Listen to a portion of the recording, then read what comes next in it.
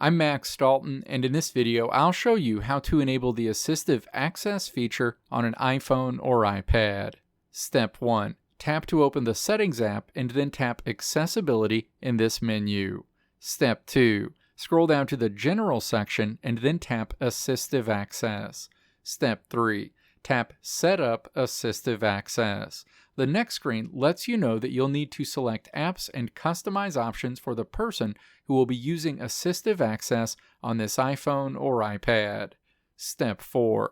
Tap Continue. The next screen prompts you to verify the primary user this phone is associated with. If you don't see your name and Apple account ID, tap Change Apple Account and then log in with the Apple ID you want to use. Tap Continue when you're ready to move forward. The next screen prompts you to choose the appearance you want to use while Assistive Access is enabled on your iPhone or iPad. You can choose rows or a grid. Step 5. Tap Continue after choosing your appearance option. The next screen prompts you to choose what apps you want to make available to anyone who uses your iPhone or iPad while it's in Assistive Access mode. Step 6. Tap the plus icon to add apps to the selected apps list and then tap Continue after you've added all of the apps you want to be available through this list. The next screen lets you know that some iOS features work differently in Assistive Access. Step 7. Review this information and then tap Continue.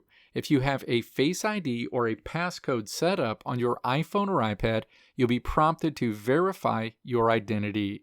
Step 8. Verify your identity. The next screen prompts you to set up an Assistive Access passcode.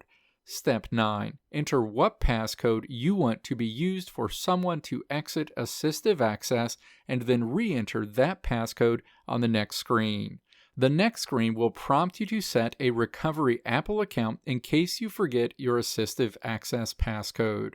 Step 10. In this example, I'll choose not to set a recovery Apple account and will tap Not Now. The next screen lets you know that to exit Assistive Access, you'll need to triple-click the side button and then enter the Assistive Access passcode. Step 11. Tap Continue. The next screen lets you know that Assistive Access is ready to use. You can launch Assistive Access anytime on your iPhone or iPad by triple-clicking the side button. Let me know if this video helped you out in the comments below. If you liked what you saw here, click the video links on the right side of the screen to check out another video. Or click the logo on the left side of the screen to check out my tutorial website at www.maxdalton.how.